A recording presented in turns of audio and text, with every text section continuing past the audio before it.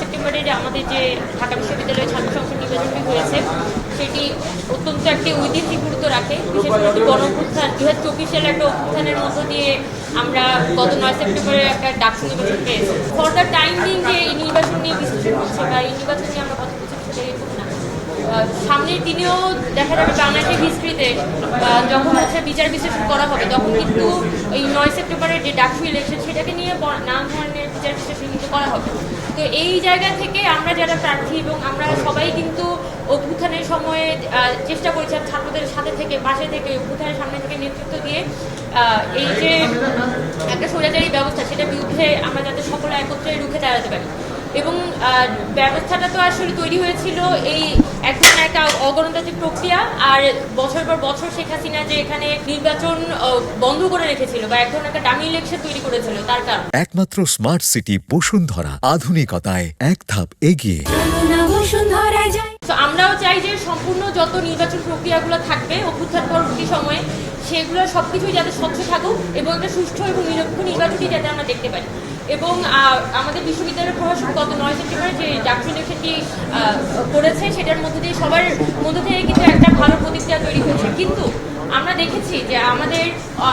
প্রায় 400-500 মতো প্রার্থী ছিলেন, বিভিন্ন হলে হলে যে প্রার্থীরা ছিলেন তাদের পক্ষ থেকে কিন্তু অনেকগুলো কনসার্ন বিশ্ববিদ্যালয় প্রশাসনকে জানানো হয়েছে। আমরা আমাদের এখানে বিভিন্ন প্যানেল থেকে আমরা এখানে দাঁড়িয়ে আছি, আমাদের সবার পক্ষ থেকে কিন্তু একদম লিখিত অ্যাপ্লিকেশন জানানো হয়েছিল যে ঢাকা বিশ্ববিদ্যালয়ের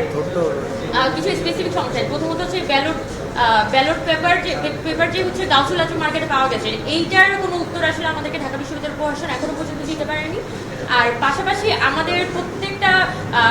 বলা যায় বিভিন্ন প্রার্থীদের পক্ষ থেকে প্যানেলের পক্ষ থেকে বারবার করে অ্যাপ্লিকেশন দিয়ে জানানো হয়েছে যে আমাদেরকে যাতে ভোটার উপস্থিতি যে তালিকাটা সেই উপস্থিতি তালিকাটা দেওয়া হোক। এটার মধ্যে আসলে ভোটারদের যে প্রাইভেসি সেটা ক্ষুণ্ণ হওয়ার আসলে কোনো সুযোগ নেই, বরং আমাদের যে ভোটার তালিকাটা আসলে ঢাকা বিশ্ববিদ্যালয় প্রশাসন থেকে নির্বাচন পূর্বে প্রদান করা হয়েছিল সেই ভোটার তালিকায় কিন্তু এখনো পর্যন্ত সেই ভোটার তালিকাই হচ্ছে যে মূলত আমরা ভোটের দিনে তাদের যে উপস্থিতি সেটাই আমরা চাচ্ছি। এটা খুবই মানে ব্যক্তিগত ইনফরমেশন হিসেবে এটাকে বিবেচনা করার সুযোগ কম, বরং আমরা এখানে বিভিন্ন প্রার্থীদের পক্ষ থেকে যেহেতু বলা হয়েছে এবং আমাদের পক্ষ থেকে আমরা যেটা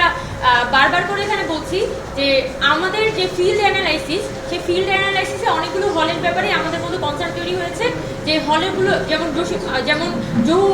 জহুর হক হল, তারপর মুজিব হল, এই হলগুলো নিয়ে স্পেসিফিক কনসার্ন এসেছে যে ঢাকা বিশ্ববিদ্যালয়ের এই দুটি হলে ওই দিন পার্টিকুলারলি ভোটের দিনে এত পরিমাণ ভোটার টার্ন আউট হয়নি। কিন্তু সেই জায়গা থেকে যখন বিশ্ববিদ্যালয় প্রশাসন বলছে যে প্রায় 87%-88% কাস্টিং হচ্ছে, তখন আমরা বলেছি যে আমাদের জায়গা থেকে নর্মালি বলেছি ঠিক আছে আপনারা আপনাদের উপস্থিতি তালিকাটা দেন, তাহলে এখানে সবার জন্য বিষয়টা ক্লিয়ার হয়ে গেল। তো এই সুস্থ স্বাভাবিক প্রক্রিয়াটা আমরা যে দেখতে পাচ্ছি যে আমাদের ঢাকা বিশ্ববিদ্যালয় প্রশাসনের আজকে পিসি স্যার ছিলেন, ভিতর প্রক্টর স্যার ছিলেন, এই দুজনের উপস্থিতিতে আমরা কথা বলেছি সবাই এবং আমরা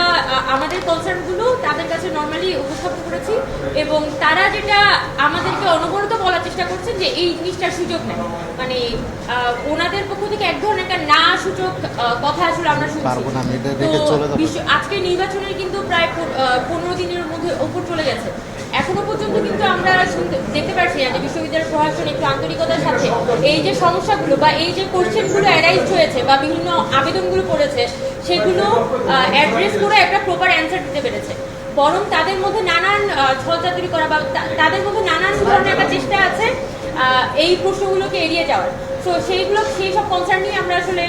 আজকে ভিসি স্যারের সাথে দেখা করেছিলাম, ভিসি স্যারের সাথে কথা বলেছি এবং আমরা যেটা বলেছি যে অতি দ্রুত সেটা সব থেকে ভালো হয় আগামীকালকের মধ্যেই আপনারা যাতে আপনাদের উত্তরগুলো আমাদের কাছে দেন, তাহলে আমাদের জন্য সিদ্ধান্ত নিতে সহজ হবে।